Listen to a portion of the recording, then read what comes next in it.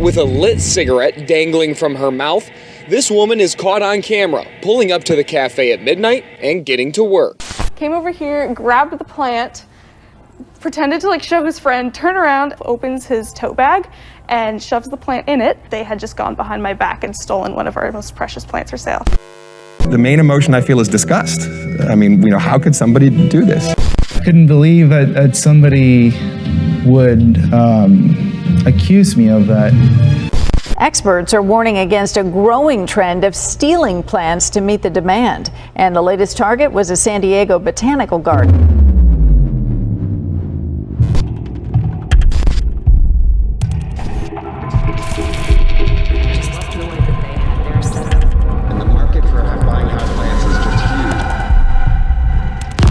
That interest may be driving some people to steal plants instead of paying for them. Houseplants. What's the deal with those things?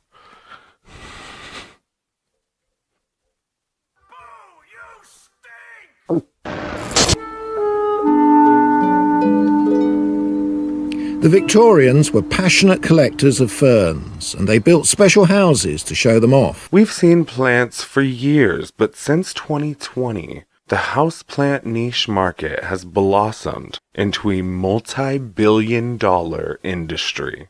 If houseplants are so easy to grow, then why are people spending hundreds to thousands of dollars to create environments catering to their struggling plants? Plant styling has become more popular over the recent years. If you have an empty space on your shelf, it's natural to want to fill it up with some greenery, something from outdoors, bring it on inside. I think in the past couple years, a lot of people have really latched on to plants as a way to ground themselves as well. You're getting in the dirt, you're touching roots, you're physically touching like ground elements. Maybe you have room for a plant on your desk, so you head on down to the store. Maybe you go to Home Depot or Lowe's. There's a space on the desk next to the window. It would be perfect for a plant. So you go shopping. This is a beautiful plant. It says that it needs low light. It says that it will live in my house. So you take it home and then it gets a yellow leaf and you're like, why is it getting a yellow leaf? What is happening? Did I overwater it? Is it too dry? Maybe none of these answers are conclusive, so you go to some online forums, you join some plant groups, and you start posting pictures and asking people like, hey, what's wrong with my plants? Don't get me wrong, as with any hobby and any hobbies communities, there are upsides and downsides. But the plant community is facing a problem with elitism, giveaways, races, both kinds of races.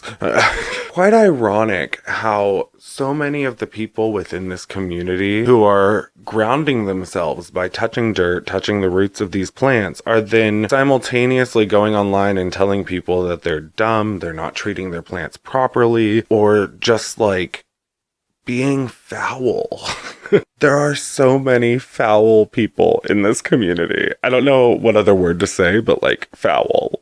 I've been doing some digging over the last couple months, and I found like some crazy stories, some conspiracies, and some things that like growers and nurseries are doing right now that are affecting the plants that we get, and it's basically why your plants are dying or going to die. And it's essentially why your plants are struggling. I have a list here. We're going to talk about some of the things that are like going on with the plant community.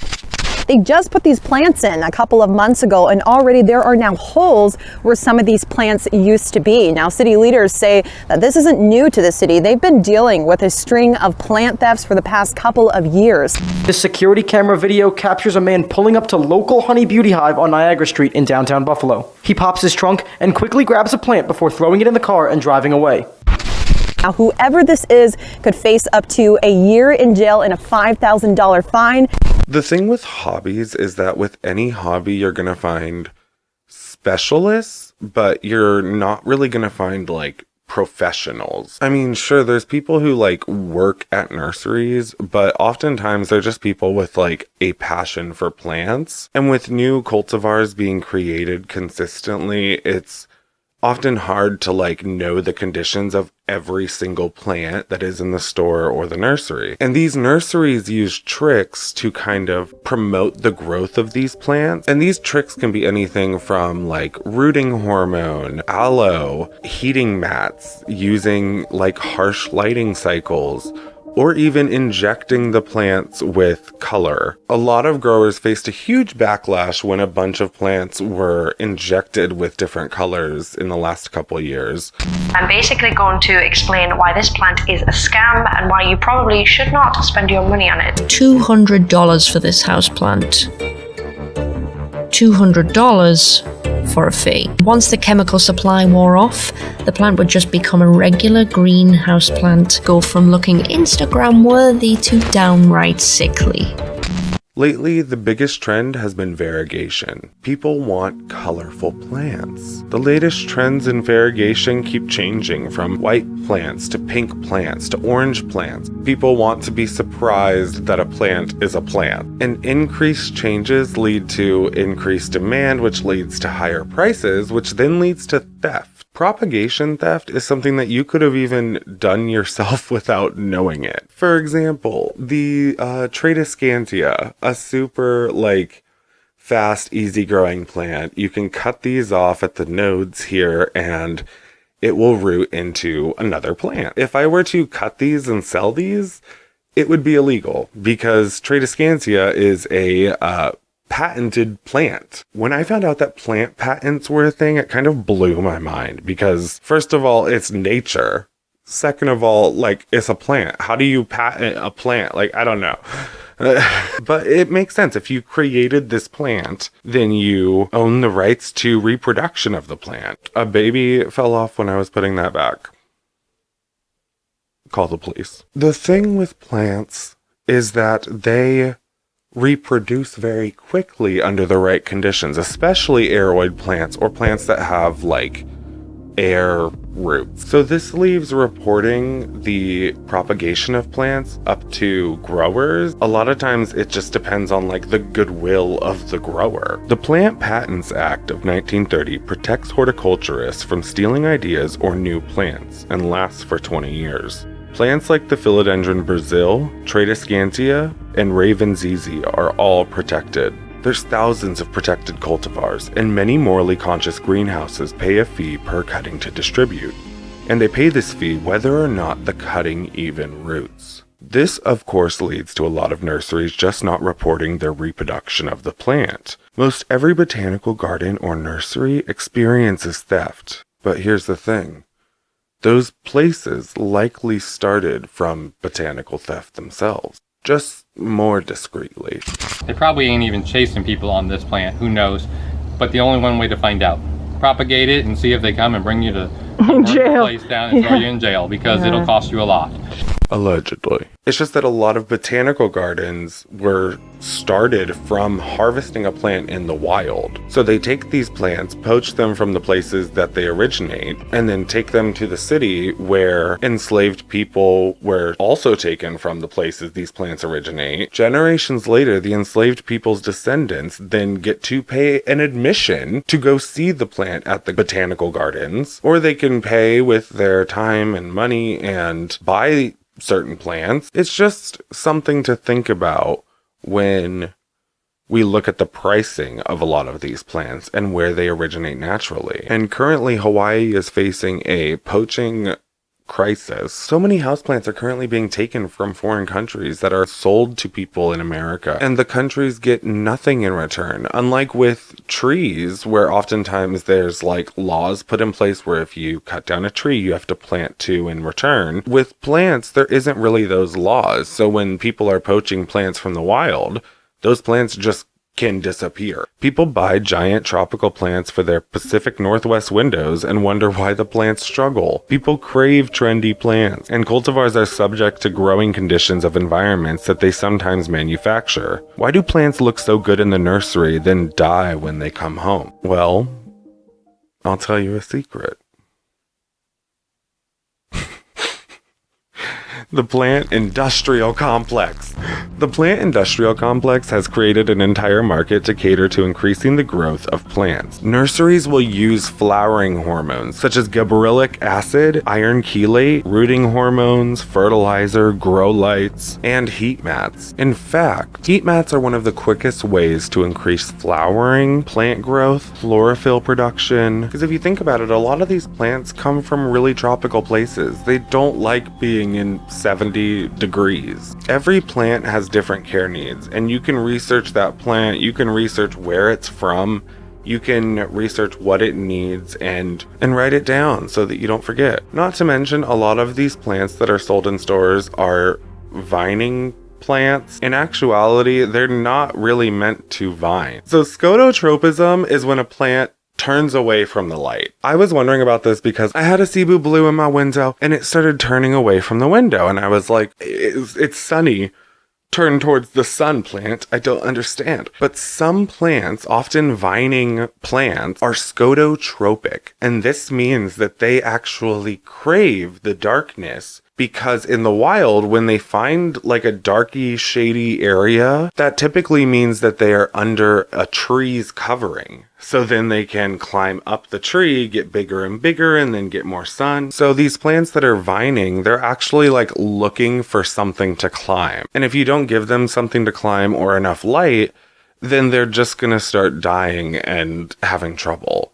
In the past few months, I've seen a lot of giveaways on Instagram and TikTok. I've also seen a lot of growing races. I will never pay to enter someone's challenge or anything like that. Giveaways are a huge thing in the plant community, especially with variegated plants. Oftentimes you'll see someone giving away a variegated monstera. These plants have a really high value right now because the variegation is difficult to reproduce. They'll post a picture of the plant that they're giving away, specify the details, making sure that you follow the account, follow these other accounts. You'll see in the fine print, oh, it's a cutting. Oh, it's a cutting of this plant. It's not the actual plant in the picture. Or you'll get contacted by someone who is a copycat account. They will tell you that you won the giveaway, and then you'll message the main person who was running the giveaway and tell them, hey, there's a copycat account that has almost 1,000 followers and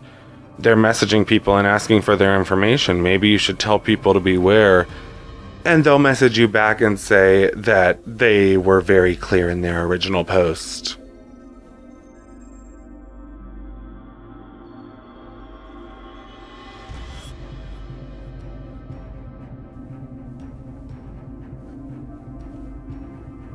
There is an elitism problem in the plant community. Here's the tea. Here's the tea.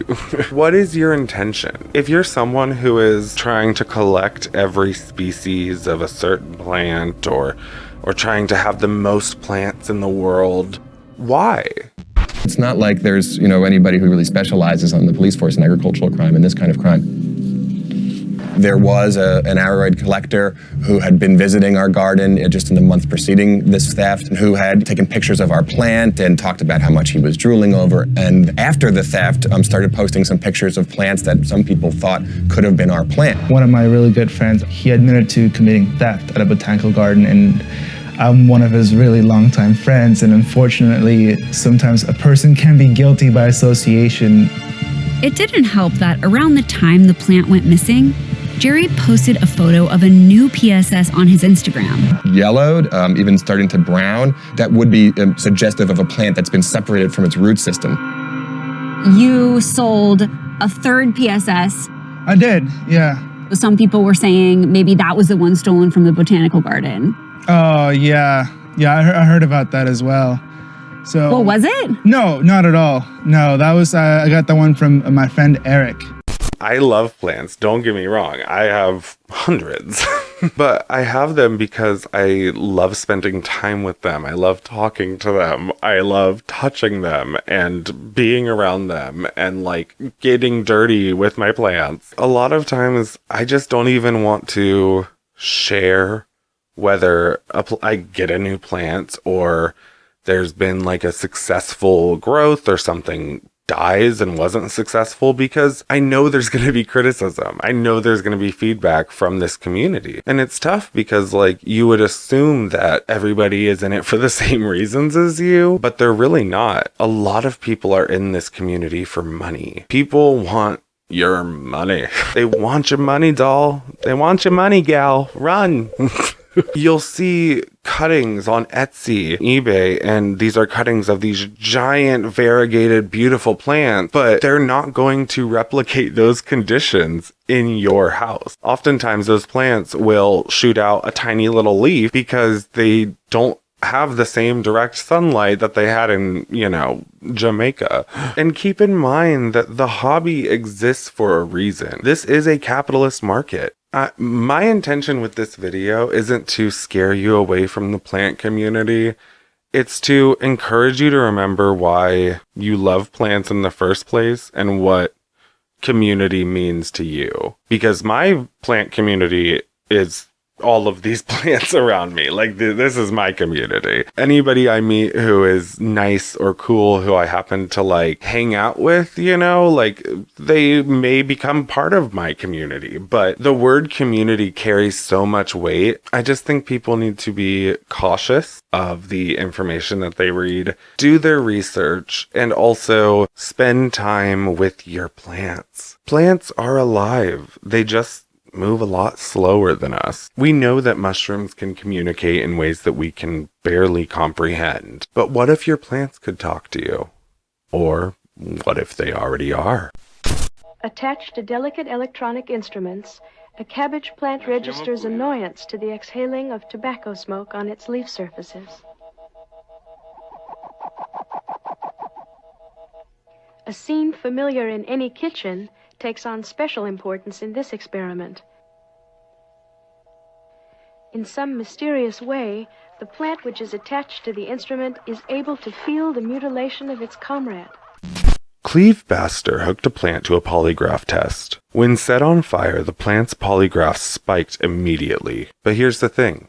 He was only thinking about it. People like Mort Greenson have developed entire albums based on the vibrational frequencies that plants can feel. In fact, many studies have been done to prove that plants can hear birds chirping, and it tells them to photosynthesize in the morning. How cool is that? When exposed to synthesized birdsong, a plant's stomata, the mouth-like pores on the undersides of the leaves that absorb water and nutrients and expel oxygen, widen. He grew a purple passion plant over 1,300 feet high. It earned him the Guinness World Record. He even said that without the sounds, the plants looked sad. In the 1973 book, The Secret Life of Plants, Christopher Bird and Peter Tompkins, both writers and former government spies, went further, reporting on the possibility of plant consciousness. Most controversially, their work cited the experiment by the then leading polygraph expert who in 1966 hooked up electronics to his Dracaena and found that the plant could feel stress. 2016 researchers at a university in South Korea also tested the theory recently and found that when placing plants in a soundproof room, the scientists found over 703 changes in gene expression after exposing the plants to 500 Hz compared to the control. They confirmed that plants do react to sound biologically. They are still testing various hypotheses to explain how plants react to sound at the molecular level. They say the plants probably just feel sound vibrations and their air movements touches cell walls, cell membranes,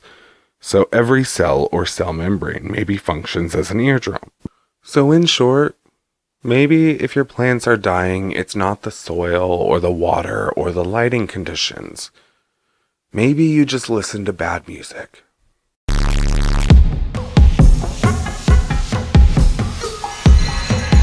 Don't be afraid of houseplants, truly. Like, if you see a plant that you like, buy it. Plant stores exist for a reason. There's gonna be more plants and new plants, and you might not see that plant again.